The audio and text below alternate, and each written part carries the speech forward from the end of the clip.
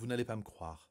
J'ai eu le droit à une interview incroyable par une star montante des podcasts, mais je ne peux pas vous donner son nom, vous allez la découvrir par vous-même.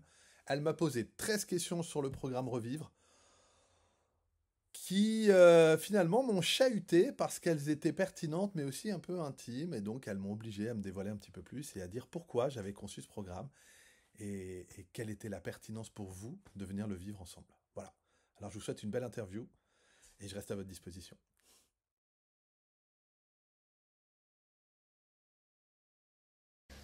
Yann, vous dites avoir si bien fait semblant pendant des années. Quel a été le moment précis où vous avez compris que vous ne viviez plus mais que vous surviviez? Et surtout, comment peut-on reconnaître le moment chez soi avant qu'il ne soit trop tard? Bah dis donc, ça commence fort. C'est vrai qu'il faut du temps, je pense, pour se rendre compte que vivre et survivre, c'est pas la même chose.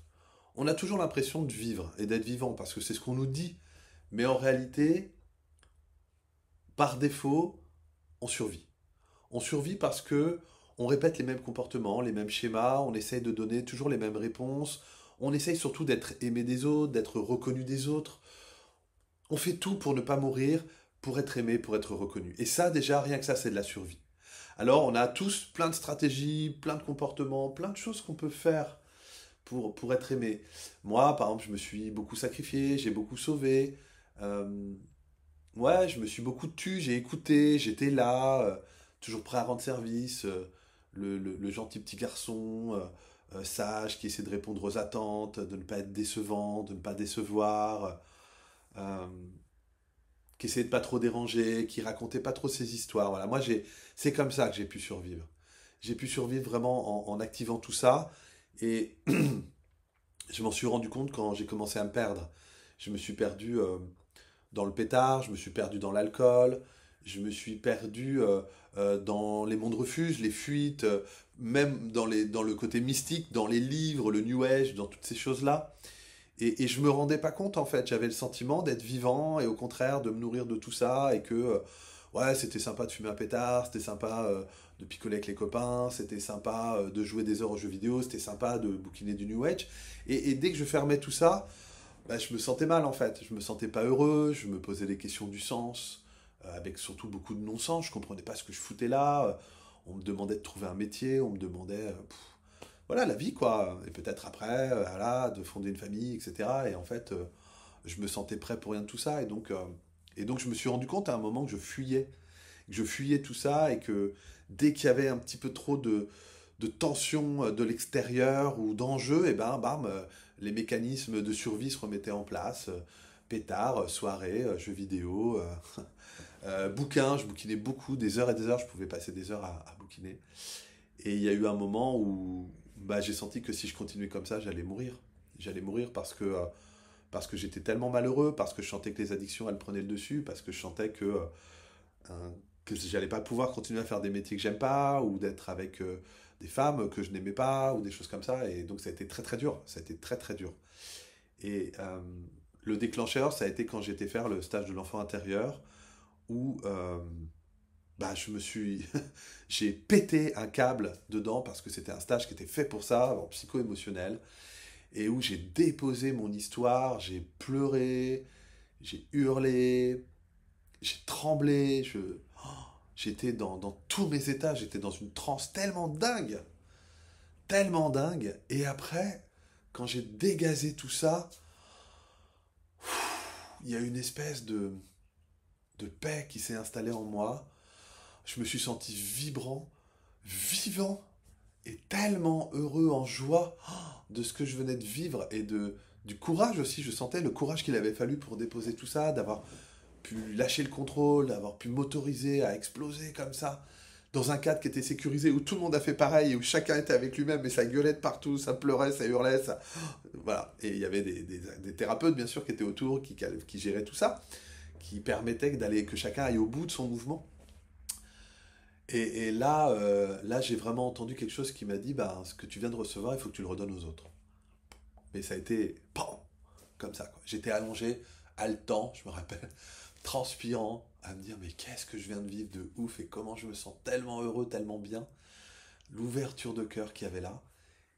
Et j'ai eu la chance parce que un mois plus tard, une formation sur cette thématique commençait. Ça allait durer 18 mois. J'ai réussi à rester à mon travail, à faire financer la formation grâce à eux. Enfin, ils n'ont pas été très honnêtes, ils n'ont pas été au bout. Ils m'ont financé 1 an sur les deux. Mais bref, ça c'est pas grave parce que je sentais que j'avais enfin trouvé un sens. J'avais trouvé le job de demain. Ça me donnait du sens à mon job. Ça m'a permis de régler tellement de choses aussi que j'ai pas eu à rejouer avec ma femme, avec qui je suis encore. On a pu mettre à jour tellement de choses à travers ces stages et ces dépôts émotionnels et ces compréhensions. Et puis l'astro s'est greffé un petit peu avec et m'a donné de la connaissance de moi-même et du sens. Et donc voilà, c'est le programme Revivre, c'est un peu ça. C'est vous redonner en accéléré d'une certaine manière ce que moi j'ai vécu de manière un peu hasardeuse parce que bah, quand j'ai dit oui à l'enfant intérieur, je ne pensais pas que ça allait créer tout ça. Euh, mais là, l'idée, c'est vraiment de vous inviter à dire, OK, peut-être que vous sentez ça, peut-être que ça peut plus continuer comme avant, peut-être que là, vous êtes au bout de plein de choses, au bout de votre boulot, au bout de votre couple, au bout de vos addictions, au bout de vos comportements et stratégies de survie, et qu'il y a quelque chose en vous qui dit, putain, tu vis pas, t'es pas là, t'es un peu mort, t'es un peu vivant, t'es un peu un mort-vivant, t'es un walking dead, et qu'à un moment donné, c'est plus possible. Et moi, la clé que je vous donne, c'est que c'est pas magique. C'est que l'astro est d'une pertinence tellement incroyable pour redonner de la connaissance de vos enjeux, de vos terrains de jeu, de votre chemin de vie, donc de l'axe de vie sur lequel vous êtes cheminé, mais aussi de votre quête, mais aussi du personnage que vous incarnez pour être encore plus le personnage, pour rayonner encore plus qui vous êtes, pour à prendre soin de vous, pour aussi justement répondre à cette quête et entrer dans votre excellence et aussi écouter le projet Sens de l'âme et de répondre à cet appel. Et tout ça euh, sera effectivement cette dimension individuelle et de l'astro, mais derrière, il y aura aussi tous ces stages qui vont vous permettre d'aller faire ces dépôts émotionnels, qui vont vous permettre d'aller comprendre cellulairement dans votre corps ce que je suis en train de vous raconter. J'ai envie de vous redonner ce que j'ai vécu parce que ce que j'ai vécu, je ne l'ai pas vécu que dans ma tête, je l'ai vécu dans mon corps, dans mes émotions, dans mes croyances que j'ai pu mettre à jour, que j'ai pu voir, ce que je rejouais, ou les jugements que je portais, ou les culpabilités que je devais me faire payer, toutes mes zones de sabotage. Et ça, j'ai envie de vous redonner ça à travers un suivi où il y aura vraiment ce thème, cette révolution solaire, qui permet d'aller comprendre vos enjeux de l'année, puisque j'ai envie de vous montrer les enjeux sur lesquels je vous accompagne dans l'instant. Mais il y aura aussi 3 stages. L'enfant intérieur et toute sa puissance, dont je viens de vous parler. Mais l'appel, qui est aussi les enjeux autour du projet Sens de l'âme, de votre chemin de vie. Et puis aussi la souveraineté, qui est en lien avec votre quête initiatique. Et un rendez-vous entre chaque stage pour faire le point. Et puis une journée finale ensemble pour clôturer avec des soins énergétiques. On ira manger au resto, on ira faire une balade en nature. Parce qu'on se connaîtra, parce qu'on aura vécu tout ça ensemble et qu'on viendra se dire au revoir d'une certaine manière, ou en tout cas on viendra clôturer cet espace. Et tant qu'à faire, autant le faire dans le plaisir avec eh ben ouais, de la nature, un bon resto. Et puis je vous ferai un atelier, je pense, énergétique. Bref, on fera quelque chose sur mesure avec un beau débriefing et puis on se dira au revoir comme ça. Mais, euh, mais voilà, euh, c'est ce qui donne tout le sens à mon métier. Passer de la survie à la vie, mais c'est ce qu'on est tous venus faire. Chacun à notre manière, chacun par rapport à là où l'on en est, mais évidemment, c'est ça qu'on est venu tous faire. On n'est pas venu pour avoir un boulot, de la thune et voilà, c'est pas et être gentil pour être conforme à ce que le système nous demande, la société nous demande, pour être aimé des autres. Oh là là, surtout être reconnu comme quelqu'un de bien, gentil, sage, posé ou je sais pas quoi. Parfois même, on n'est pas venu non plus pour incarner le rebelle qui est jamais content de rien, qui est en crise d'ado toute sa vie. Voilà, c'est pas non plus forcément plus intéressant. Mais justement, est-ce que vous savez pourquoi vous êtes venu? Où est-ce que vous en êtes de tout ce que vous engrammez dans vos champs éthériques, dans vos champs émotionnels, dans vos croyances limitantes, dans cette dimension de survie et de souffrance? Ben non, on peut s'en occuper. Ça prend du temps, c'est exigeant, ça demande une implication de présence, une implication de déplacement pour venir faire les stages, parce que les rendez-vous, on peut les faire en visio, mais aussi une implication effectivement financière. Et franchement, j'essaie d'être à des prix hyper accessibles. Quand vous verrez l'aujourd'hui et l'après, après cette dernière journée de clôture, mais même pas vous réfléchirez à l'argent que vous avez mis parce que ça n'a pas de prix en fait. La santé n'a pas de prix, la vivance, je ne sais pas si ça se dit, n'a pas de prix. Et donc voilà, ça, j'avais vraiment envie de vous donner ça, déjà. 6 mois pour défaire ce qui s'est construit en 20, 30 ou 40 ans. Certains pourraient dire que c'est trop ambitieux, voire dangereux d'aller si vite. Pourquoi ne pas prendre 10 ans de thérapie classique à la place? Oui, c'est vrai. Pourquoi ne pas prendre 10 ans en thérapie classique? Euh, Bah déjà, j'ai envie de vous dire, parce que peut-être que tout le monde n'est pas aussi patient que ça. Moi, j'aurais jamais eu la patience. Finalement, ça fait quand même plus de 10 ans que j'accompagne, donc j'ai forcément, je continue à me former, je continue à faire des stages, je continue à vivre des expériences, bien évidemment. Euh, mais parce que j'ai l'impression en fait qu'on n'a plus le temps. C'est long, 10 ans. Déjà, j'ai envie de dire, qu'est-ce qui nous dit que dans 10 ans, on ne sera pas mort et qu'il y a encore 10 ans à vivre et peut-être 10 ans à prendre et que finalement, ben, si on pouvait aller plus vite, si on peut passer de la survie à la vie en moins de 10 ans.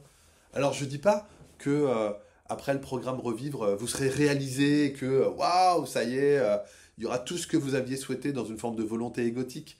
Mais il y aura eu tellement de dépôts émotionnels, il y aura tellement eu de sens, tellement de connaissances, tellement de compréhension, tellement de soutien, puis aussi tellement de rencontres, parce que vous n'êtes pas seul dans les stages, vous êtes généralement à peu près 14. Donc ce sont aussi des belles rencontres. Le programme fera que vous serez aussi à aller vivre ensemble ces rencontres et à vous revoir, et donc à créer du lien humain, et vous serez, comme je vois souvent dans les gens dans les stages, ils se revoient, ils se recroisent, ah qu'est-ce que tu es devenu, qu'est-ce qui se passe, où t'en es. Et puis il y a souvent, à travers les post-stages, bah ouais, des grands changements, des décisions qui se prennent, ou des choses plus jamais ça, ou au contraire des choses, tiens, j'ai jamais osé, j'ose, et puis des choses de, tiens, oh la vie m'a ouvert ça, il s'est passé ça, parce que c'est généreux la vie, parce que ça va vous montrer que vivre, c'est tellement plus agréable que survivre, et que oui, la vie peut vous faire des cadeaux, oui, la vie peut être douce, généreuse, agréable. Et donc, moi, l'idée, c'est pas de faire une fausse promesse, c'est pas de dire que ça y est, vous serez réalisé, vous allez ascensionner au bout du programme, mais c'est de vous dire qu'il y aura un avant, un après, parce que je connais la qualité de mes stages, je connais la qualité et l'essence et l'amour que je mets dedans et que je mets aussi dans mes accompagnements. Et c'est pour ça que pour moi, le programme Revive, c'est aussi une suite, parce que j'ai envie qu'il y ait... j'aime m'impliquer, j'aime les gens que j'accompagne, moi, j'aime l'humain de toute façon. Mais ce que j'aime plus, c'est les petits one-shots de consultation individuelle, on en fait une, on se voit 1 heure toutes les 3 semaines. Et puis les gens, ils avancent pas, ils veulent pas faire les stages, les ateliers, ça coûte trop d'argent, c'est trop ci, c'est trop ça.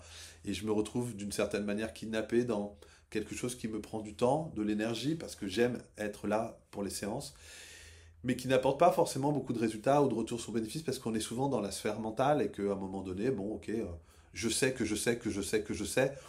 Est-ce qu'il se passe grand-chose? Je sais pas, je suis pas sûr. Pour moi, la véritable porte d'entrée, c'est les émotions.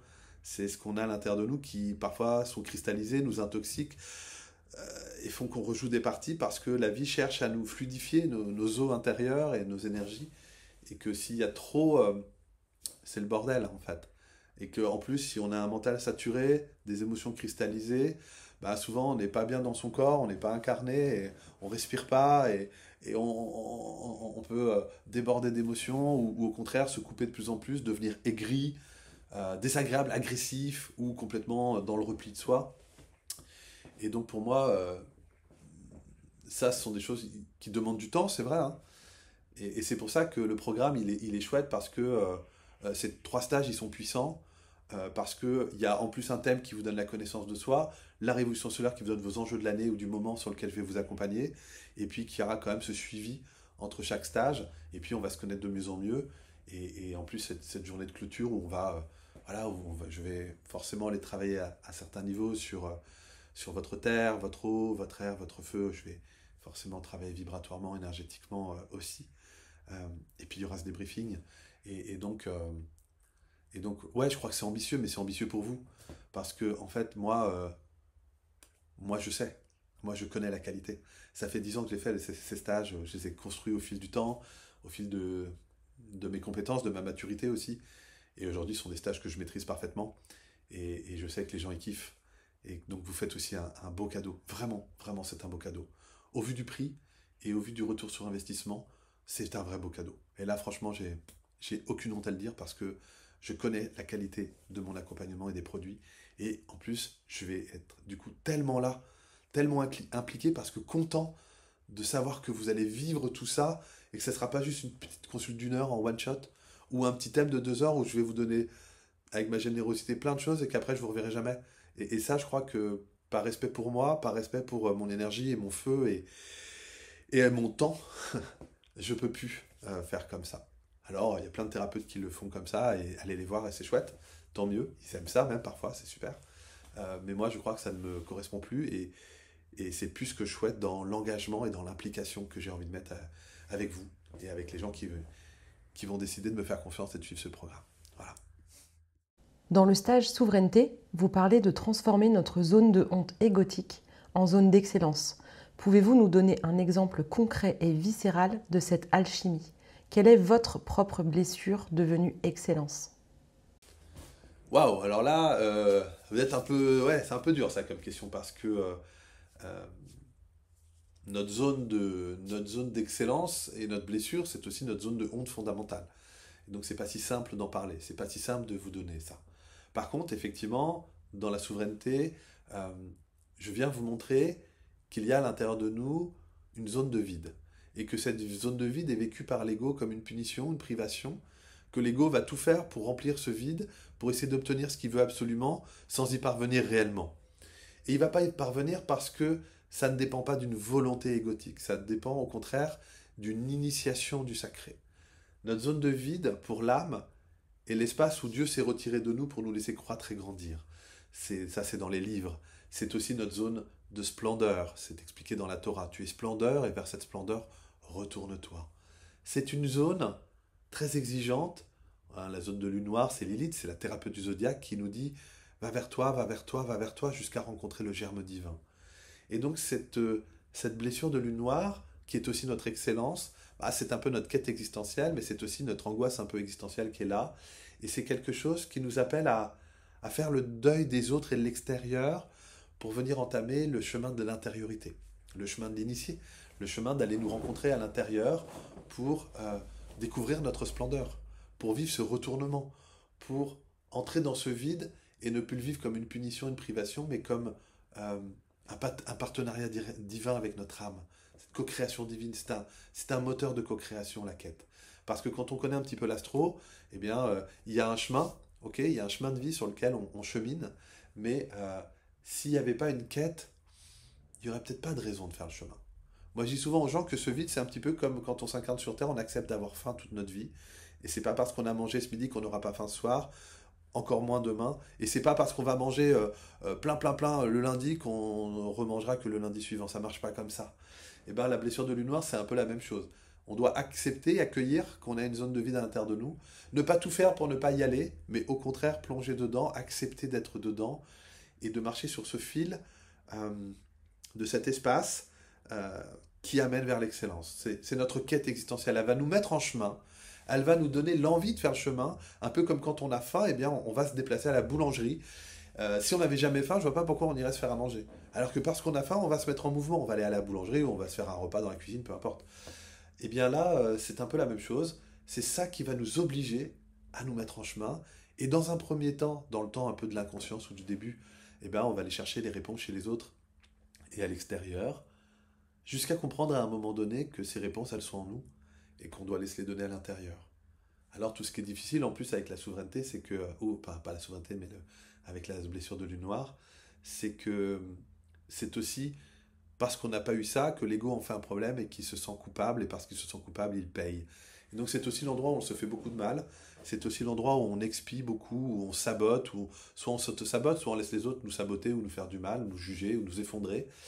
Et dans le programme, ben, je vais vous en parler de ça. Le stage de la souveraineté va vous permettre d'aller expérimenter dans le corps, dans la matière, dans les cellules, spécifiquement votre blessure. Mais à travers le thème et la révolution solaire, on va pouvoir aussi mettre de la connaissance, vous expliquer, ben voilà, qu'est-ce que vous jouez encore? Qu'est-ce que dans votre inconscient, vous êtes en train de vous faire vivre pour vous donner raison d'avoir raison, de ne pas être digne de quelque chose et vous faire du mal. Et ça, c'est une clé fondamentale. C'est tellement important de comprendre ça. C'est, il y a un avant et un après. Là, comme ça, en vidéo, je ne vais pas vous raconter ma blessure parce que c'est ma zone aussi de honte et c'est aussi ce qui me met à nu. Et je ne vais pas me mettre à nu comme ça devant vous. Par contre, moi, c'était un enjeu autour de l'amour de soi. C'est ma blessure. Sentiment de ne pas être aimé. Voilà, c'est un enjeu autour de ça, et avec une reliance au sacré.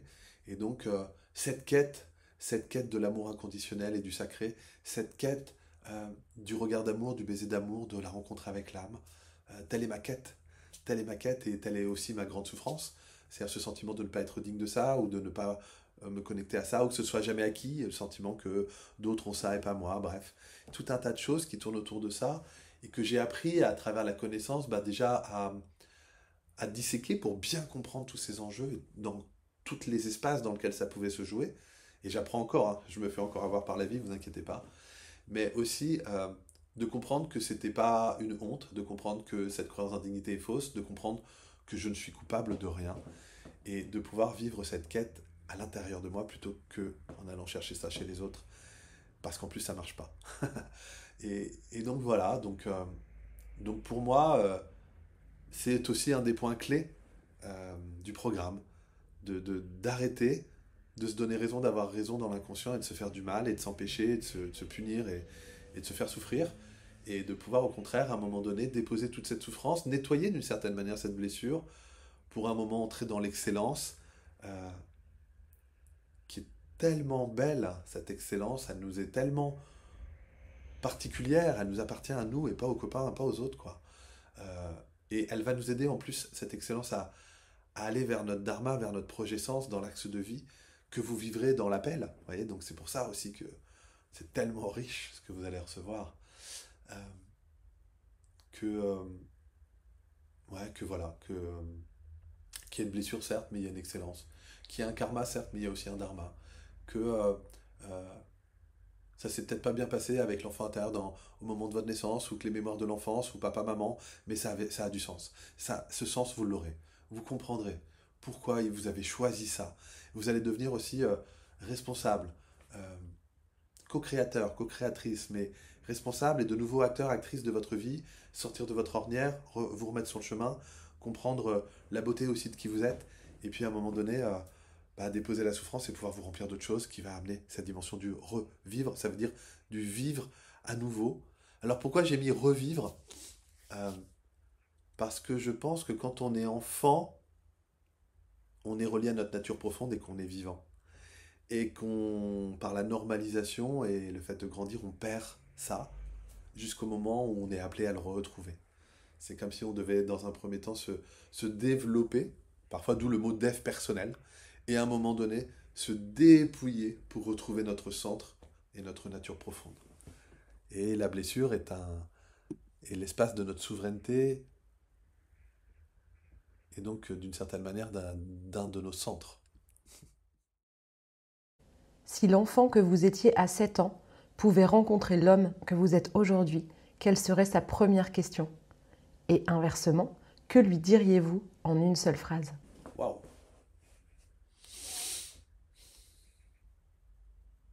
Alors, je pense que s'il me rencontrait, il serait fier de voir qui je suis devenu. Parce que j'œuvre beaucoup dans cette dimension de l'enfant intérieur, de permettre aux gens de voir, de reconnaître leur souffrance de l'enfance, de se relier à cet enfant, de se relier à ses mémoires, à cette structure première, et pour amener de la paix, de l'amour, pour qu'on puisse se recréer sur un socle, sur une base, sur une fondation. Donc déjà, je pense que s'il me voyait, il serait fier. Et si moi je lui voyais, qu'est-ce que je lui dirais en une phrase? Je crois que je lui dirais, je crois que je le regarderais dans les yeux, et je crois que je lui dirais, t'es beau, et je suis fier de toi. Voilà, je crois que c'est ça, tout simplement. Et peut-être que je lui caresserai la joue, pour lui dire vraiment que je me mettrai à sa hauteur. J'essaierai de lui offrir ça dans ma présence vibratoire, en étant là face à lui, mais à sa hauteur, et en lui, ouais, en lui montrant comme je l'aime, comme il était innocent, pur, comme tous les enfants du monde avant qu'il se fasse cabosser. Voilà, je pense que c'est ça.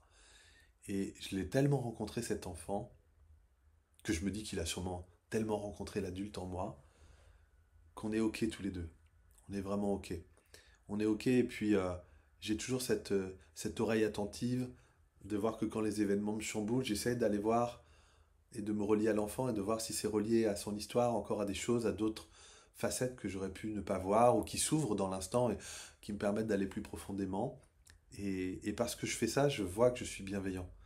Bienveillant envers moi, bienveillant envers lui, bienveillant dans mon hygiène de m'accompagner moi aussi avec amour, bienveillance, parce que je suis pas parfait, parce que j'ai été cabossé comme tout le monde, parce que j'ai envie d'être dans cette bienveillance et que c'est pas forcément ce qu'on nous apprend dans la vie, c'est pas forcément les réflexes qu'on a quand on est souvent plutôt dans le jugement, le contrôle, ouais, la maltraitance même parfois, ou la non-écoute, ou la coupure, voilà. Et donc j'en suis plus là, je pense, donc déjà c'est chouette. J'aime beaucoup cette dimension-là et je suis fondamentalement attaché à l'enfance, aux enfants et au fait qu'on en prenne soin et qu'on les détruise pas et qu'on leur fasse pas de mal et voilà et qu'on les protège surtout parce que c'est pas vraiment le cas aujourd'hui. Donc voilà. Est-ce que ça vous va comme réponse? Vous écrivez, c'est maintenant. C'est oui? Ou on continue comme avant, avec plein de bonnes excuses? Quelle est la bonne excuse que vous entendez le plus souvent et qui cache en réalité la plus grande peur de transformation? Alors pour moi, la phrase que j'ai tout le temps, la bonne excuse, c'est alors au-delà de j'ai pas d'argent, j'ai pas le temps et tout ça, bon ça, mais ça je les prends même pas en compte. Celle qui touche à mon avis la plus grande peur de la transformation, c'est quand les gens me disent Yann, j'ai peur de ce stage ou de cet accompagnement ou d'aller faire cette hypnose ou parce que j'ai peur de ce que je vais trouver à l'intérieur.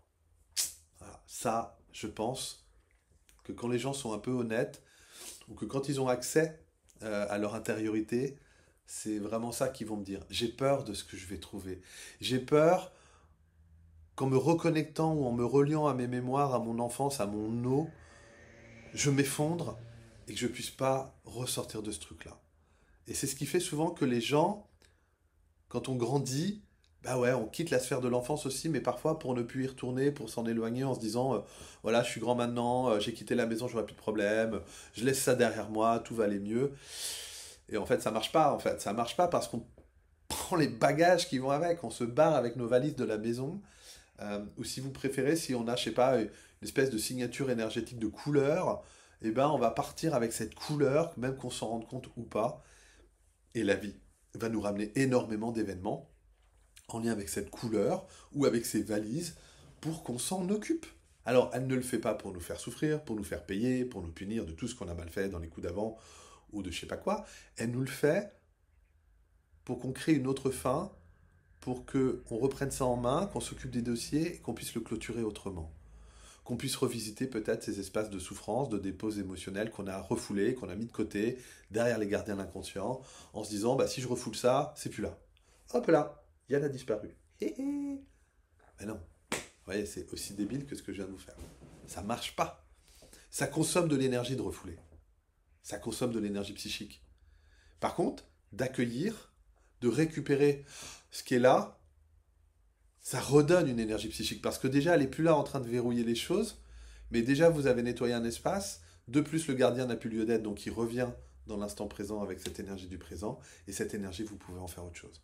Et puis en plus, vous commencez à reconnaître votre histoire, à voir ce que vous avez souffert, ce qui n'a pas été juste, ce qui a été dur, ce que vous avez subi, peut-être la solitude, peut-être la violence, peut-être le sentiment de ne pas être adéquat, de ne pas faire assez, de ci, de ça, de ça, de ci, de ça. On a tous ça. Il n'y a pas de personne qui a échappé à ça. Il y a pire, mais il y a mieux. Mais on n'est pas là pour quantifier la souffrance ou ce qu'on a subi. On est là pour reprendre ça en main. Et donc pour moi, le côté c'est maintenant, c'est oui, c'est qu'à un moment donné, il faut y aller, quoi. Et quand les gens me disent, ouais, mais j'ai tellement peur de ce que je vais trouver à l'intérieur, j'ai tellement peur de m'effondrer dedans et de ne pas en ressortir, eh bien, pour la première, je leur dis, c'est déjà à l'intérieur de vous. C'est-à-dire qu'on ne va pas inventer un truc. Quand vous descendez, vous allez rencontrer ce que vous avez besoin d'aller rencontrer à l'intérieur de vous. Mais c'est déjà là. C'est déjà là. Déjà, ça vous intoxique. Déjà, ça vous empêche de vivre. Déjà, ça vous bouffe. Déjà, la vie est obligée de vous ramener des événements pour faire remonter ça et que vous vous en occupiez. Alors vous dépensez une énergie dingue à refouler encore plus fort, à verrouiller encore plus fort, à fuir encore plus loin. Mais ça ne marche pas. Les bagages sont toujours là. Votre couleur, votre signature énergétique reste la même, quelles que soient les apparences que vous y mettez. Et donc moi je dis toujours aux gens, c'est déjà là, alors on y va. Et puis on y va ensemble. Et puis je suis là. Et puis on y va et on va aller traverser ça. Et derrière, il y a toujours quelque chose de beau. Toujours. Toujours parce que derrière chaque émotion, il y a une force.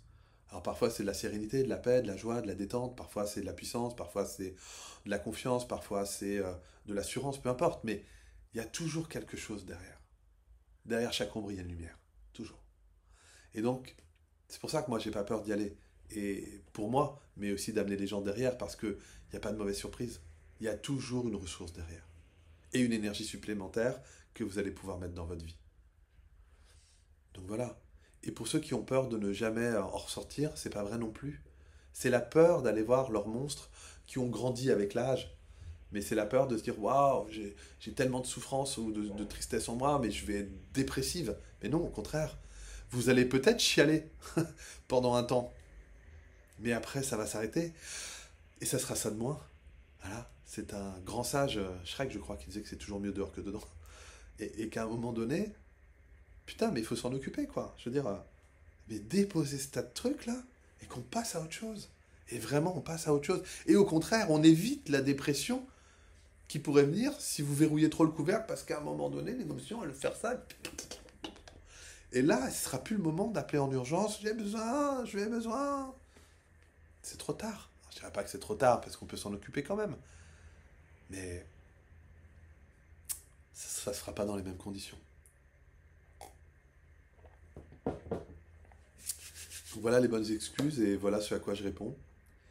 Et le meilleur conseil que je puisse vous donner, ben, c'est un moment, osez regarder. Osez regarder là où vous ne voulez pas les regarder, parce que c'est la zone de votre plus grande souffrance, mais de vie, en fait.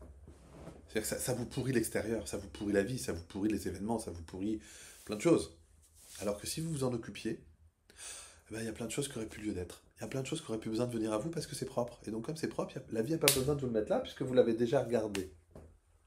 Ouais, c'est bête, c'est simple. Et ça marche. Vous avez écrit « Je ne voulais pas vivre ici-bas ».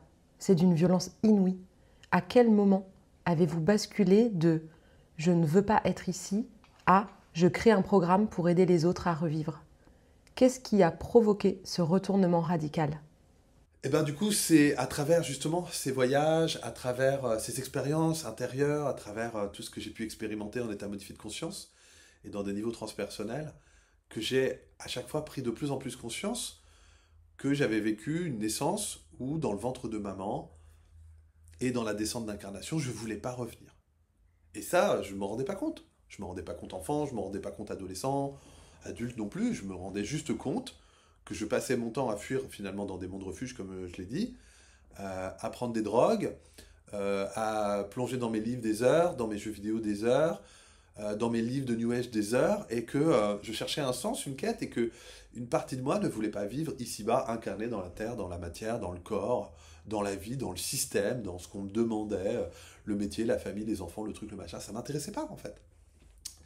Et, et donc, euh, et donc voilà, et j'ai retraversé plusieurs fois cette non-envie de m'incarner, et du coup j'ai compris que quand on veut pas s'incarner, ben, on s'autodétruit, on vit pas, on survit, et on se fait beaucoup de mal.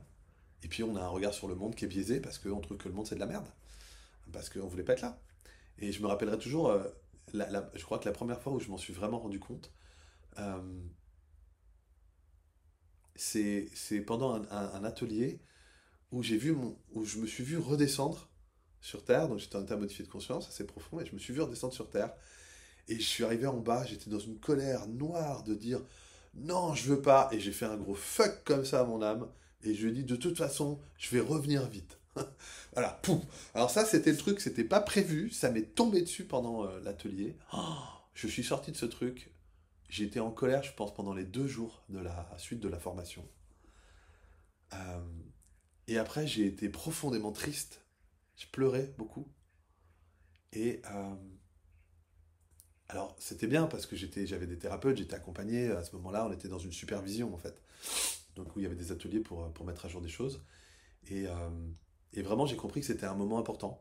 Et que c'était le moment où je devais vraiment écrire une lettre à mon âme pour lui dire comment j'étais en colère contre elle, comment j'étais triste, comment j'avais aussi peur de vivre.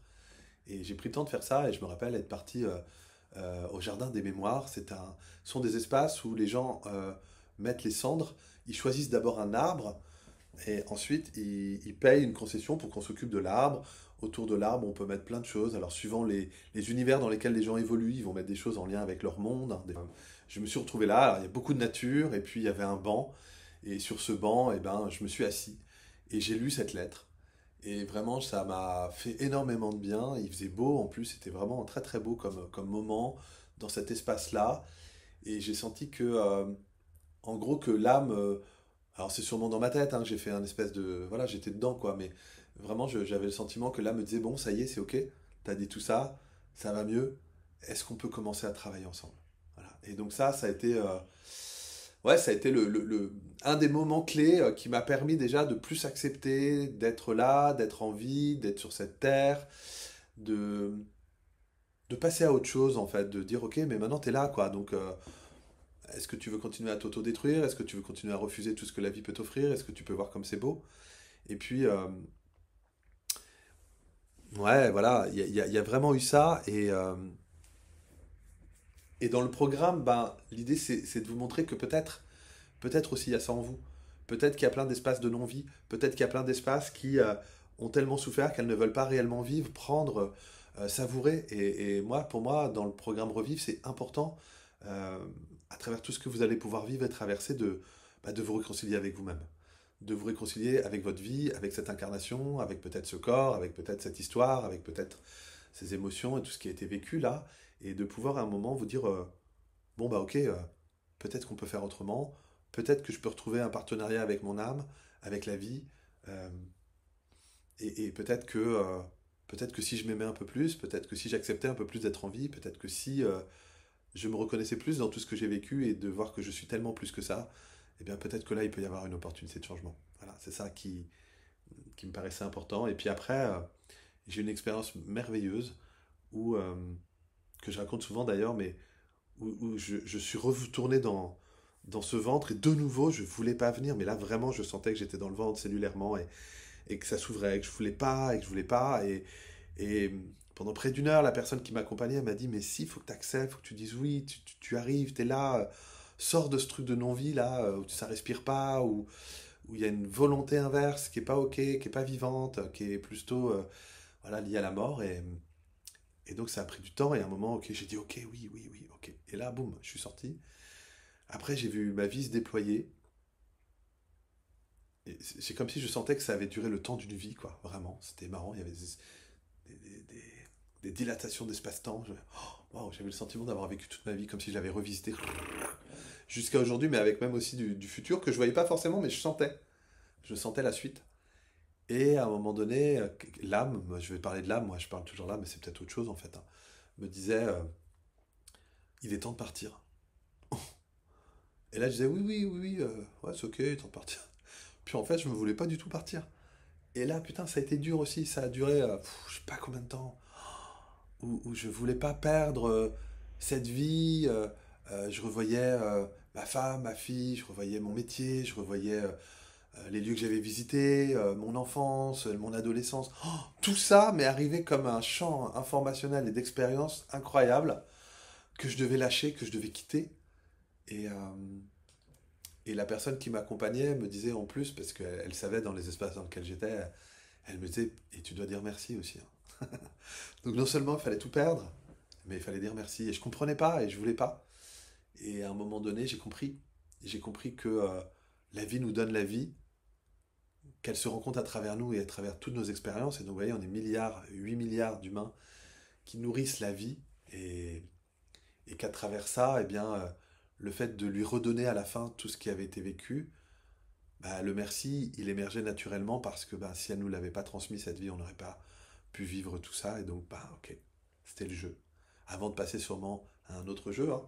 Mais, et donc, c'était beau et ça m'a tellement touché que ça m'a permis de savourer encore plus ma vie actuelle, savourer mes amis, mon environnement direct, même bah là, le moment que je suis en train de vivre avec vous, je le savoure parce que j'ai la chance de pouvoir faire une vidéo en ayant posé ma matinée pour ça.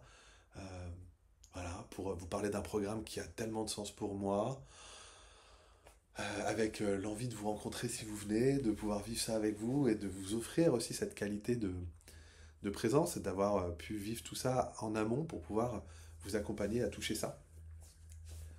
Et voilà. Et donc de plus en plus, je sens que je renoue avec la vie parce que je sens qu'elle est précieuse, parce que je sens qu'il faut la savourer, parce que je sens que le monde essaie de nous faire aller trop vite et nous perdre et qu'il est temps de nous recentrer, de revenir dans notre présence pour nous rendre compte de la beauté de ce qu'on vit parce qu'un jour, nous allons effectivement mourir à nous-mêmes et cette identité-là n'existera plus. Je pense que les expériences, elles vont être transférées et on va vers l'âme qui va peut-être nous incarner ailleurs, dans d'autres niveaux, dans une autre nouvelle identité. Mais cette identité-là que vous vivez, elle est précieuse, elle est unique et vous ne la revivrez pas deux fois. D'ailleurs, vous ne vivrez jamais dans votre vie deux fois la même minute de vie. Ce n'est pas possible. Même si vous faites tous les jours la même chose, ce n'est pas la même chose. Voilà. Vous dites que revivre est l'accompagnement que vous auriez rêvé d'avoir à l'époque.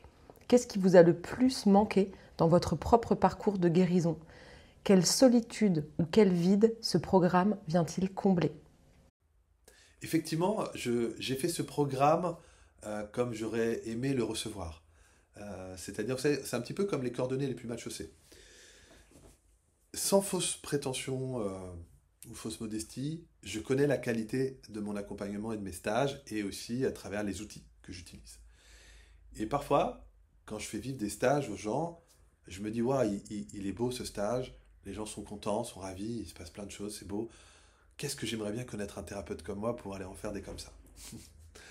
Et vraiment, je le fais avec humilité. Mais euh, moi, j'ai beaucoup tâtonné, j'ai été voir plein de thérapeutes, j'ai fait plein de stages, j'ai fait plein d'expériences, parfois bonnes, parfois mauvaises. Alors, j'ai eu la chance de vivre l'enfant intérieur avec une accompagnatrice qui m'a beaucoup transmis, beaucoup appris par la suite, qui est devenue une amie.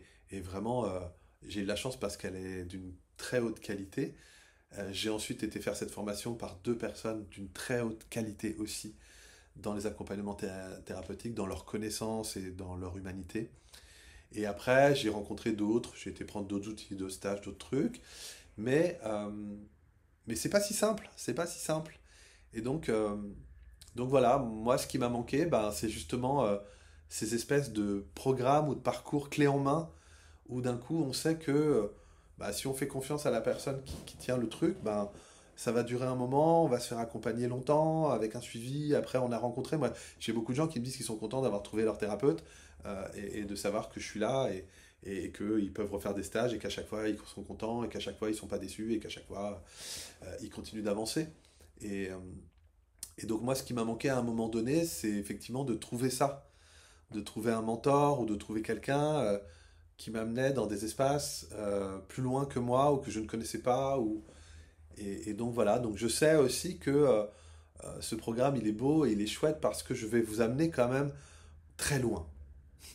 Vous irez jusqu'où vous pouvez aller, mais en tout cas dans la proposition, il y a vraiment la possibilité d'aller très très loin dans la rencontre et la réconciliation d'avec vous-même. Et donc c'est ça qui est cool et que j'aurais voulu avoir moi comme ça aussi en clé en main sur quelque chose d'accessible financièrement et aussi d'assez rapide.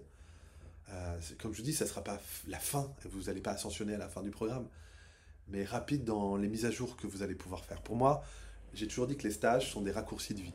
Ben, je pense que vous allez prendre plein de raccourcis et que d'un moment donné, il va y avoir vraiment un sens vraiment incroyable qui va être posé là et que ça va vous plaire et que vous allez vous aimer plus.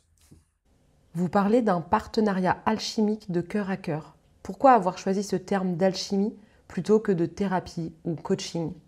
Qu'est-ce que cela implique concrètement dans votre présence auprès de quelqu'un? Euh, alors moi, j'aime pas trop le mot coaching. J'aime pas trop le mot coaching parce que pour moi, dans le mot coaching, il y a toujours une espèce de dimension instantanée ou moyen terme. Pour moi, le coaching, c'est un petit peu d'aller prendre un aspirine et de plus avoir mal à la tête et de nouveau avoir mal à la tête le lendemain. On n'a pas réglé le problème. Le coaching, pour moi, répond à la question du comment. Comment on fait pour se réinventer, pour faire table rase du passé et devenir ce qu'on n'est pas ou ce qu'on pense ne pas pouvoir être. Alors c'est extrêmement intéressant comme approche, hein. J'aime beaucoup, hein. Je n'ai pas de jugement sur le coaching. Je trouve que la question du comment, le truc que la question de pouvoir vivre un inédit, c'est pas parce qu'on a toujours, on n'a jamais fait de sport qu'on peut pas s'y remettre, c'est pas parce qu'on n'a jamais fait le métier qu'on aime qu'on peut pas le trouver, c'est pas parce qu'on a fumé toute sa vie qu'on peut pas arrêter, c'est pas parce que blablabla. Bref, on a la possibilité à travers la vie de se réinventer, de se reconstruire, de créer, je sais pas, de créer des nouvelles ressources, bref. Bon, c'est du coaching.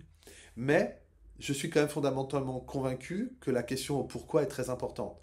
C'est-à-dire que pour moi, si les bases, si les racines ne sont pas saines, si la base n'est pas solide, eh bien, ça amène une espèce de colosse au pied d'argile où on peut avoir fait plein de devs perso et avoir le sentiment waouh, d'être un the winner avec des pouvoirs illimités, avec voilà, il ne tient qu'à vous, volonté, un truc.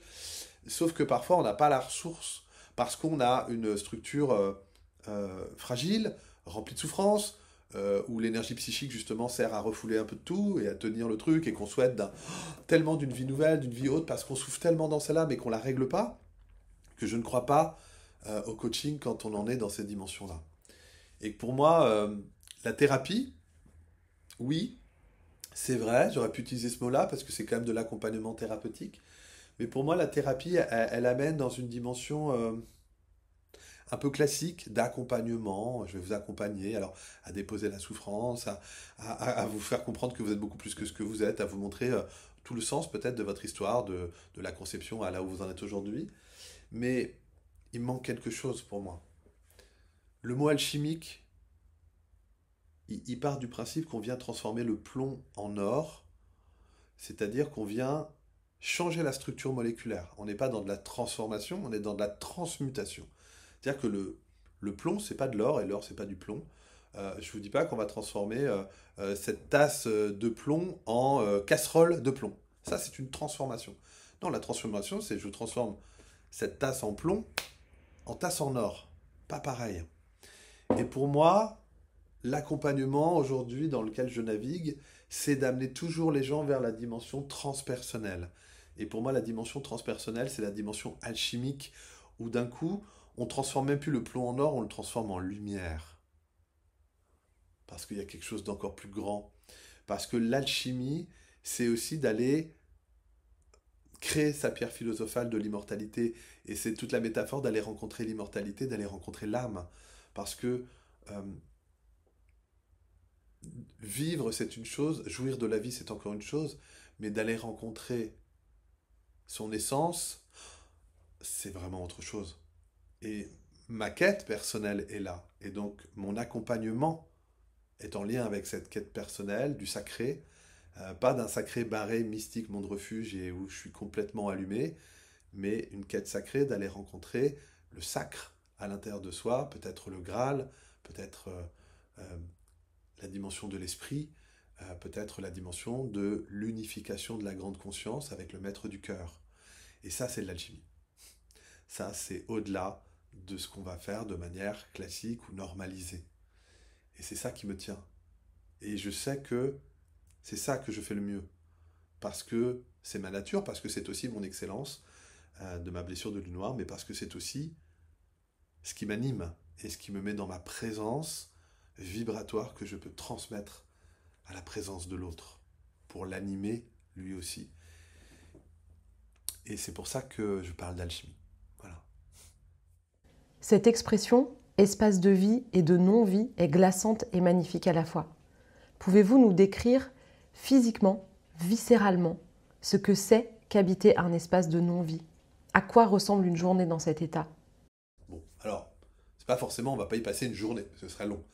Mais quand on parle d'espace de vie et de non-vie, ce sont des espaces, les espaces de non-vie, ce sont des espaces de vide, des espaces qui n'ont pas été nourris, des espaces parfois qu'on peut voir même en images comme des espaces sombres, froids, noirs, morts, des prisons, des cachots, des, des endroits où toutes les fleurs sont mortes, ouais, comme s'il y avait ou des espaces de guerre, ou de champs de tir, ou de champs de guerre. Après, ça dépend, je pense, de l'imagination de chacun, ou de l'imagerie de chacun. Mais parfois, on le sent aussi dans le corps. Si on ne voit pas, on sent que c'est des espaces où on est figé, on a froid.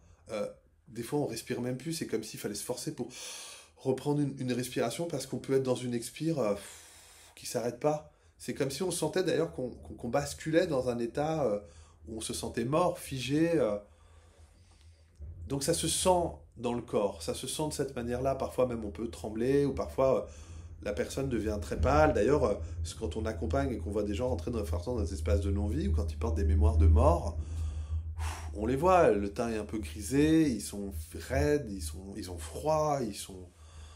Waouh, ça respire plus.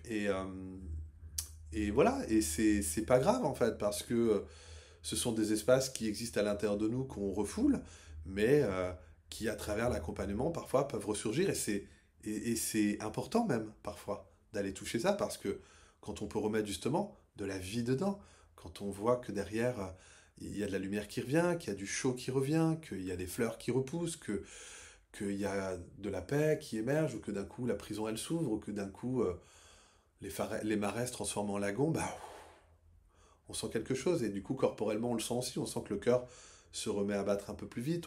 On sent de nouveau le sang qui circule, la chaleur. On rebouge. Il y a beaucoup, on peut être baigné de lumière. Il y a quelque chose qui nous enveloppe derrière parce qu'on a traversé. Parce qu'on a traversé. C'est toujours pareil. Et à un moment donné, il faut juste accepter qu'il y ait les deux à l'intérieur de nous. Comme il y a une ombre et une lumière. Comme il y a le haut, le bas, le chaud, le froid, la gauche et la droite, et ben, il y a des espaces de vie et de non-vie à l'intérieur de nous. Et parfois, on revisite des espaces de vie et waouh, ça nous nourrit. On avait oublié ça. C'est un peu comme des ressources oubliées. Et puis parfois, ben, pour atteindre d'autres espaces ou plus profonds, et ben, on va aussi ouais, dans nos fondations, on va aussi dans nos espaces reculés, refoulés, au cœur de notre forêt inconsciente la plus sombre, et là, on peut tomber sur effectivement un château fort, un prisonnier intérieur, une prison. Mais c'est pas grave. Ce sont aussi parfois des métaphores qui viennent juste nous donner les espaces dans lesquels on est en train de voyager. Et on est libre et riche de pouvoir voyager dans tellement d'espaces. Il y a une infinité d'espaces à visiter. Et dans les dimensions les plus denses comme dans les dimensions les plus hautes. Et c'est ça qui fait, moi, que je suis passionné par ce métier, qui est plus qu'un métier, qui est une quête, parce que pour moi, c'est ça, être un chercheur de vérité ou un chercheur de conscience, c'est d'être capable de voyager dans tous ces espaces, sans les juger, en les accueillant inconditionnellement et en allant nous nourrir et parfois alchimiser ce qui a besoin d'être. Voilà. Et ça, c'est beau, ça rend la vie encore plus belle et plus précieuse, et ça amène de la densité, du relief, de la couleur, et encore plus, je trouve, de délicatesse, de soi à soi et de bienveillance, parce qu'on est riche de tout ça, en vrai. Revivre, revivre, revivre. Tel sera le rappel au battement de votre cœur. Vous faites du mot revivre un mantra somatique. Comment ce mot peut-il concrètement transformer la relation d'une personne à son propre corps? Waouh. Alors, quand je dis revivre, revivre, revivre, je suis vraiment effectivement dans cette idée de vous ramener au cœur et au tempo du cœur. Parce que pour moi, le tempo du cœur, il ramène au tempo de la terre, de votre terre. Et vous êtes d'abord une terre d'accueil de tout ce qu'il y a à l'intérieur de vous, mais aussi un esprit incarné dans la matière. Et donc, dans la matière, il y a la terre, et nous sommes fils et filles de la terre. Et cette terre, elle pulse, elle a un rythme, un biorhythme. Et c'est à nous d'aller retrouver notre propre biorhythme et de ralentir le rythme. Je dis des fois de mettre un peu plus de moins dans notre vie et un peu moins de plus, pour retrouver un tempo qui va être accordé à celui de la Terre. Et non pas d'être complètement déconnecté de son cœur ou de son tempo, ou d'être dans des espaces où tout va trop vite, et où on respire plus, où on s'essouffle, et où ça va pas du tout, et où à un moment donné, on pète les plombs, ou on se fait un petit arrêt cardiaque. Donc j'avais envie de montrer aussi qu'à travers revivre, eh bien, il y a un appel à revenir, à se dépouiller, à retrouver ce tempo de la Terre, à refluidifier nos eaux intérieures pour que ça circule mieux. Et quand les eaux intérieures sont fluides, eh bien, il y a la joie. Et puis quand on respire, à plein poumon sa vie et qu'on a des espaces de respiration et qu'on s'est dilaté ces espaces-temps pour ne pas se perdre et respirer, et ben on sort de nos enfermements, on sort de la course, on sort de notre tête dans le guidon, et d'un coup, parce qu'il y a tout ça, eh bien on récupère notre feu intérieur et on obtient une forme de puissance incarnée, solide, stable, qui est présente. Et là, on est dans le cœur, parce que pour arriver dans ces espaces-temps-là, il faut unifier la conscience au cœur. Et l'unification de la conscience au cœur, c'est de baisser sa conscience et de la mettre là et de respirer dedans. C'est pour ça qu'on fait de la cohérence cardiaque. C'est pour ça que on nous demande aussi de respirer, de laisser, de se détendre pour que le cœur puisse battre moins vite, pour qu'il puisse récupérer, pour que la pompe fonctionne bien, que le muscle soit suffisamment puissant pour envoyer beaucoup de sang très rapidement dans tout le corps et qu'il ait besoin de battre moins vite pour faire un bon travail. Eh bien, pour moi, revivre, c'est aussi déposer plein de choses qui nous empêchent d'avoir ce fonctionnement naturel qu'on a un peu perdu parce qu'on est dans des systèmes et des sociétés complètement hors sol où on nous en demande toujours plus en moins de temps, où on doit être accessible, disponible, sollicité à tous les niveaux, avec là aussi des fuites dans du réel, avec le scrolling, les écrans, les trucs, le boulot qu'on ramène à la maison, les séries qu'on regarde en plus, et puis en fait, on n'a plus le temps de rien, si ce n'est de survivre comme ça et de courir partout. Et donc pour moi, revivre, c'est de retrouver aussi le chemin du cœur, et d'aller au cœur du cœur de son cœur, c'est aussi le chemin de l'initié. Et donc tout est en cohérence avec ce que je vous raconte depuis tout à l'heure. Voilà pourquoi. Vous écrivez que la vie nous ramène dans nos retranchements à un moment donné. Y a-t-il un profil type de personne qui arrive à ce carrefour? Et surtout, comment reconnaître qu'on y est vraiment et que ce n'est pas juste un coup de blues passager? Là, j'ai plutôt envie de vous reprendre la métaphore de la mue. Parce que nous sommes des animaux doués de conscience, certes, mais des animaux quand même. Or, les animaux qui vivent des mues n'ont pas le choix. Ne remettent pas en cause le moment de la mue. Ils se disent pas, oh ben non, c'est pas le moment, il fait trop chaud, il fait trop froid, je verrai après. Je vais d'abord aller voir les collègues et puis on verra après. Ils font la mue quand c'est le moment de la faire. Ils le sentent, le processus se met en place, le processus se vit, et lorsque la mue est terminée, ils en ressortent 2 fois plus fort. Ok. Euh, Nous, à travers notre mental, on arrive à nous bloquer nous-mêmes. On arrive à décider que on est en pleine crise de vie, en pleine crise de passage, il n'y a rien qui va, c'est le bordel. Mais on se dit, je peux tenir encore, je vais résister, je vais continuer, je vais activer encore mes comportements et stratégies de survie, ça va passer, ça va tenir demain. Demain il fera beau, et en fait demain il fait pas beau du tout. Alors, en Bretagne, pas gagné. Bref. Et c'est ça le problème. Et les gens, en vrai, si vous êtes honnête avec vous-même, vous verrez souvent que vous savez le moment où vous êtes à un carrefour. Est-ce que vous décidez de faire la mue ou est-ce que vous décidez de la reculer à plus tard? Mais il se passe quoi quand on la recule à plus tard?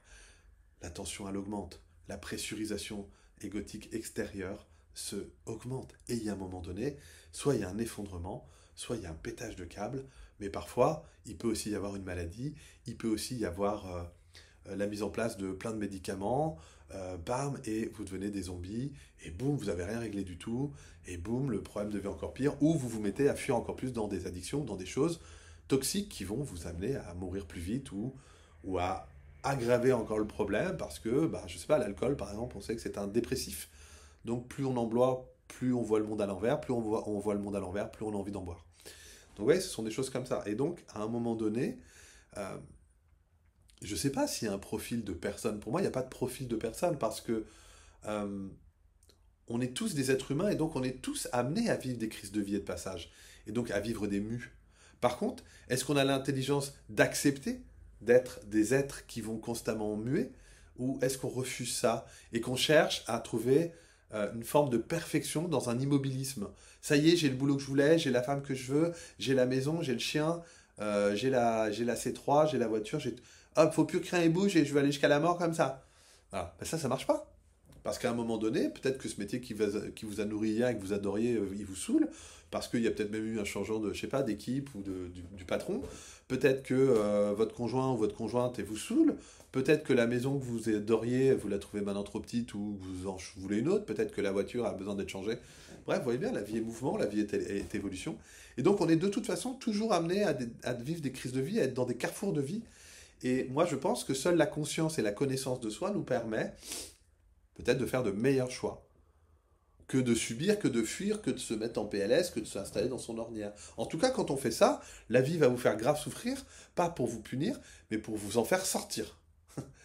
Donc moi, je suis toujours un peu bête là-dessus. Je me dis, est-ce que j'attends que la vie elle me mette un coup de balle, ou un coup de boule, plutôt, pour bouger, ou est-ce que je vais faire des stages et que je m'en occupe et je continue à faire le chemin pour ne pas avoir besoin de vivre ça? Ou si je le vis, je vais être beaucoup plus outillé, ou beaucoup plus dans ma puissance structurelle parce que j'aurais déposé tellement de choses que je ne serais plus dans ma fragilité euh, de celui qui n'a pas fait le job, qui fait que, ok, je peux assumer des choses, je peux les prendre, je vais peut-être m'effondrer, mais j'ai déjà des ressources et des accès autres pour accepter cette nouvelle mue, accepter cette initiation, accepter que la vie est en train de m'amener un événement peut-être extrêmement difficile à passer ou peut-être effondrant, mais qu'il ne le fait pas parce qu'il me punit, il le fait pour mon bien, parce qu'il veut que je comprenne quelque chose.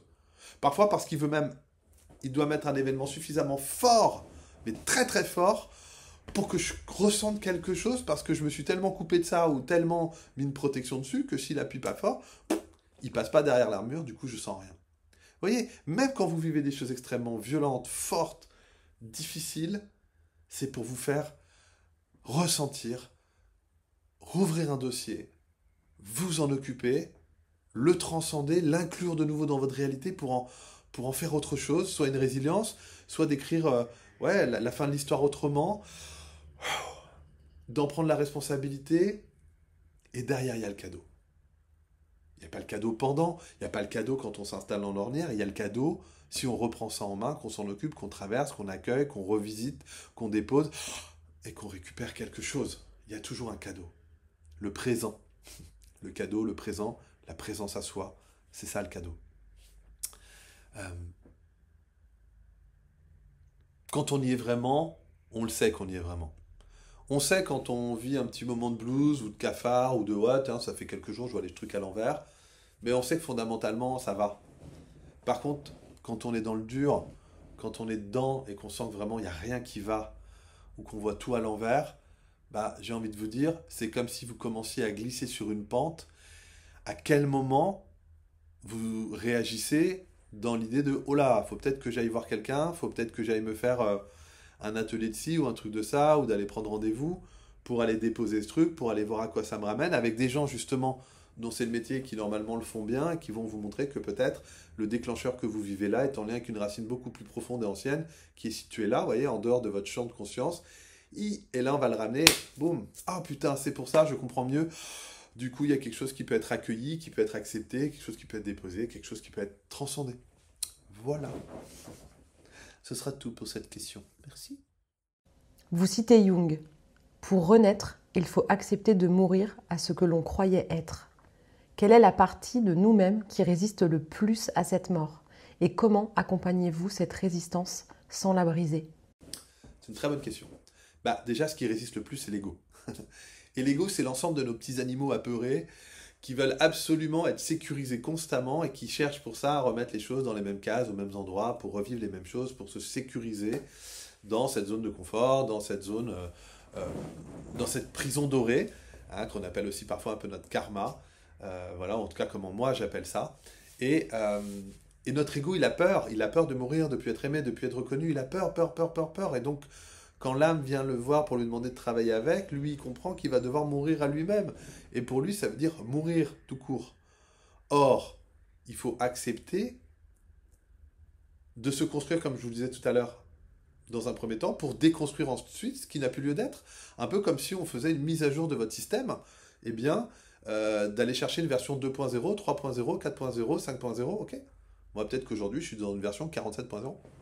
Je ne vous dirai pas mon âge, mais si vous êtes assez malin. Donc, l'ego cherche à survivre, va protéger, va refouler, va faire en sorte que tout reste toujours le plus possible pareil. Mais l'âme, elle appelle à l'évolution, elle appelle à grandir, elle appelle à vous rencontrer dans des sphères inédites, plus hautes, où il y a du bien-être et l'épanouissement. C'est un petit peu comme si je vous disais que voilà, vous êtes une graine, il y a de la terre, il y a un terreau, l'âme appelle à ce que vous sortiez de terre et que vous poussiez pour vous déployer au feu de la conscience, du soleil, et voilà, d'ouvrir vos pétales, de vous gorger de soleil, de prendre la pluie, parce que ça fait du bien. Ça vient nourrir aussi la terre et les racines, et puis le vent va venir fortifier votre tige. Voilà. En gros, voilà le plan de vol d'une fleur. Bon. Et que vous, en tant qu'ego, il y a quelque chose qui dit non, ouais, je suis bien, je suis une graine, non, non, je veux pas éclater la gangue, non, non, je veux pas aller dehors, non, non, je suis très bien là, je suis très bien là, je suis très bien là. Bon. L'âme, elle va pousser, elle va pressuriser la graine pour qu'à un moment donné, la graine, elle pète et qu'elle ait l'invitation ou la souffrance de sortir de terre pour voir que waouh, ça peut être super chouette. De sentir aussi qu'effectivement, c'est pas facile parce que le vent, il est fort, il plie et machin, mais ce que vous comprenez, parce que la vie vous bouscule, qu'elle vient fortifier votre tige, et qu'à un moment donné, par la conscience et par le feu du soleil et de la conscience, il y a la possibilité d'aller vous rencontrer dans votre identité profonde, dans l'amour de vous-même, de vous ouvrir au soleil, de vous gorger de cette lumière, de cette chaleur, de ce rayonnement, de cet amour, et à un moment donné, de mourir, de préparer vos petites affaires et de partir en espérant avoir aimé et apprécié cette expérience de la graine jusqu'au déploiement, jusqu'au même au vieillissement et au flétrissement de cette fleur, qui a déjà la chance de pouvoir flétrir, c'est-à-dire qu'elle a déjà eu la chance de pouvoir vivre tout ça et de vieillir un jour. Avant de passer à une autre fleur, à un autre véhicule, à une autre identité. Voilà, ça n'a pas de fin, c'est infini. Nous sommes la vie et la vie se rencontre à travers nous. Pourquoi? Il n'y a pas de fin. Il n'y a pas de fin. Il y a des étapes, il y a des niveaux, il y a la 1, il y a la 2, il y a la 3. Voilà. Il y a des chaînes différentes, mais toutes les chaînes existent en même temps. Ouais, c'est ça qui est rigolo. Et de fait, je ne sais plus pourquoi je disais le plus. Ah oui, cette mort, oui, c'est un appel à mourir à nos anciennes croyances, à nos anciennes vérités, à nos anciens comportements stratégiques qui ne fonctionnent plus aujourd'hui. C'est un appel à aller mettre de la respiration, de l'air pour aller vivre de l'inédit. Vous voyez? Et l'inédit, c'est aussi dire que notre ressource profonde dit quelque chose, c'est notre inné. C'est de l'inédit, c'est nouveau, mais en même temps, ça nous ramène sûrement à quelque chose de profond en nous, aller nous rencontrer ailleurs. Il y avait, je sais plus quel proverbe qui disait ça, l'homme se réalise dans ce qu'il ne connaît pas. Bah ouais, putain, mais allons faire des trucs qu'on ne sait pas faire. Allons vivre des nouvelles expériences. Allons vivre des nouvelles choses. Sentons-nous libres d'aller expérimenter le champ des possibles que la vie nous offre. Waouh, avant de mourir, à cette identité-là. Ouais, c'est ça le kiff. Et donc, pour moi, on ne peut pas renaître sans mort. C'est la vie mort renaissance. Le phénix doit d'abord mourir à lui-même pour renaître de ses cendres. Voilà, il y a un chemin, il y a un sens, il y a une direction. On ne peut pas espérer tout avoir sans rien donner en retour. On ne peut pas espérer vivre et jouir de la vie sans aller explorer toutes ces zones de non-vie et de souffrance. Parce que ça ne marche pas comme ça. Ce sont des vases communicants, ce sont des espaces d'équilibre. Et parfois, il ne faut même plus ne vouloir ni l'un ni l'autre. Il faut accepter de marcher entre les deux polarités constamment et d'accepter, d'accueillir et d'apprécier les deux. Voilà, parce qu'elles sont une expérience, chacune à part entière, importante. Ce sera bouleversant, transformateur, avec un avant et un après. Ces promesses peuvent sembler démesurées, presque dangereuses. Comment gérez-vous quelqu'un qui, après 6 mois, sent qu'il n'a pas eu son avant-après? Que se passe-t-il quand la transformation ne vient pas? Eh bien, moi je pense qu'il faut être à la hauteur de la promesse. Et je le répète, je connais la qualité de mes stages, je connais aussi la qualité d'un thème, d'une révolution solaire, je connais la qualité de mon implication et de ma présence à travers les entre-deux et dans le fait de se dire au revoir. Et vous pourriez me dire ça sur une séance en one-shot, peut-être sur un stage, parce que des fois les gens viennent faire le premier stage et soit c'est quelqu'un qui leur avait dit de venir, soit ils ne se sentent pas prêts, soit ils sont encore trop coupés, verrouillés, et ils n'ont pas voulu prendre plein de choses pendant et ils pensaient qu'au bout de 2 jours, il y aurait eu justement une révélation. Et là, oui, là c'est possible. Mais honnêtement, je ne crois pas que en faisant les 3 stages, en étant accompagné, en faisant la dernière journée et le thème est la révolution solaire, il n'y a pas un avant-après. Franchement, j'y crois pas parce que c'est tellement profond ce que vous allez vivre, c'est tellement une mue, c'est tellement une vie mort renaissance, c'est tellement une dépose émotionnelle que que voilà, ça ne peut que amener quelque chose d'incroyable derrière. Alors quand je dis incroyable, parfois c'est simplement de revenir dans sa vie, dans sa conscience, dans sa présence et de pouvoir faire les changements qu'il faut. Je dis pas que ça va après, ça amène pas le, j'aime pas le côté de récompense qu'on nous a formé, voilà, le côté, voilà, si tu travailles bien et que tu fais tes stages, tu auras le bonbon, tu auras le bon point, ou tu auras ton diplôme, et du coup, c'est pas ça, ça va quand même dépendre de votre implication dans le fait d'être présent et de participer à ces stages. Si vous attendez que je vous donne la gougoute et de dire ah bah moi je suis venu, maintenant je suis là, je veux que tout se transforme et je veux pas m'ouvrir, je veux pas aller voir, je veux pas m'impliquer, puis en plus bon voilà, effectivement hein, euh, c'est comme si je vais pas vous obliger si je vous tends un truc à manger, si vous le mangez pas c'est votre problème. Moi j'ai dit toujours aux gens c'est vous qui allez vivre ce stage, on ne peut pas le faire pour vous.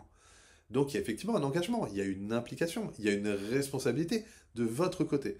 Et moi, quand je prends la mienne, je dis que si vous jouez le jeu, si vous me faites confiance, si vous acceptez de descendre, alors il ne peut pas ne pas y avoir la promesse que j'ai écrite là. Parce que c'est tellement évident. Si je jette cette tasse, elle va se casser par terre. C'est évident. Si vous vous impliquez dans ce programme, il y aura un avant, un après. C'est tout autant évident que la tasse sera cassée si je la balance par terre fortement. Voilà. Donc, peut-être que certains vont crier à la fausse promesse, mais je ne crois pas que sur un accompagnement de 6 mois, je prenne un vrai risque même de vous faire une fausse promesse au vu de ce que vous allez vivre comme enseignement et comme expérience. Voilà, parce que la thérapie, c'est aussi une manière de se rencontrer et finalement, les ateliers, les stages sont des prétextes à la rencontre avec vous-même. Donc, si vous avez envie d'aller vous rencontrer, si vous avez envie de revivre et que vous sentez que vous êtes dans ce carrefour, que vous sentez que vous voulez un avant-après, que vous sentez que vous voulez vraiment vous impliquer dans une thérapie et que vous avez envie d'aller au bout du truc, la promesse, j'ai même pas besoin de la faire, elle est déjà là, en vous, en potentiel, et elle va juste se déployer. Voilà, en tout cas, merci beaucoup pour ces questions que j'ai trouvées très très intéressantes. J'espère qu'elle vous donnera envie d'aller vivre le programme Revivre. Alors bien évidemment, si vous avez envie d'aller plus loin, ben, vous allez sur la page, vous lisez un petit peu ce qui est là, et puis j'ai ouvert des créneaux de 30 minutes pour venir discuter un petit peu de votre besoin, de vos attentes, pour répondre peut-être à d'autres questions qui vous sont un peu plus personnelles, et qui vont vous permettre ensuite eh bien, qu'on valide ensemble votre présence. Là, pour le coup, il y a peu de places disponibles, mais je vais peut-être en remettre d'autres. Bref, je suis aussi moi en chemin en même temps que vous. En tout cas, pour le premier programme tel qu'il a été conçu, avec les dates proposées, eh bien, il reste 3 places. Et puis, quand ces 3 places auront été validées, je pense que je réouvrirai un autre espace pour vous permettre de continuer à vous inscrire à ce programme. Voilà, en tout cas, c'est très très chouette. Et puis, merci d'avoir pris le temps d'écouter. Et je vous souhaite une excellente journée et une bonne infusion de tout ce que vous avez reçu déjà.